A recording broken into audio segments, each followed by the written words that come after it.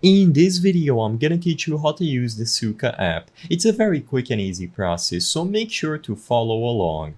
In this video, I'm gonna teach you how to properly use the Suica app and also some warnings regarding the versions of the app.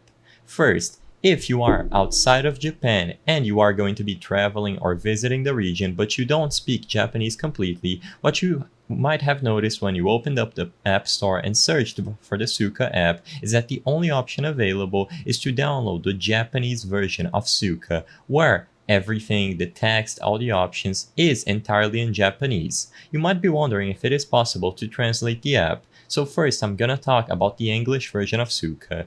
It used to be an app which was available on the App Store, as you can see by this screenshot.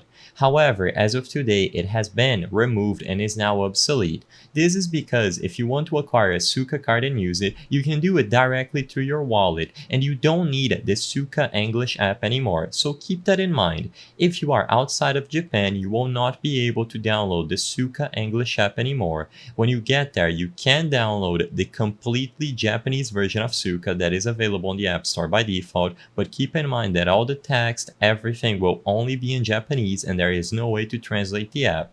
But I'm still gonna talk about that application if you are curious. If you are using the default Suica app, you will be able to manage your card, add balances necessary, and register new cards by tapping the plus sign on the home screen. Like I said, this is only really useful if you are a resident of Japan and you would like to manage your card directly through the app. But if you are a tourist, or you prefer an English application, what you can do instead is go directly to your Apple Wallet, tap the plus sign, and as long as your Apple ID region is set to Japan or you go into the transit cards, you will find the option to link a Suica card. It is much more convenient than using the app, and the app doesn't offer many differences in functionalities. Like I said, all that the app does is allow you the option to manage your card from there and use it either physically or digitally, but for the most part it is more convenient to use the Apple Wallet, and it is what I recommend if you don't speak fluent Japanese. But of course you can download the app, and if you do, you can find the plus sign at the top right corner of the screen, like I said, to manage your Suica cards inside of the latest version of their app.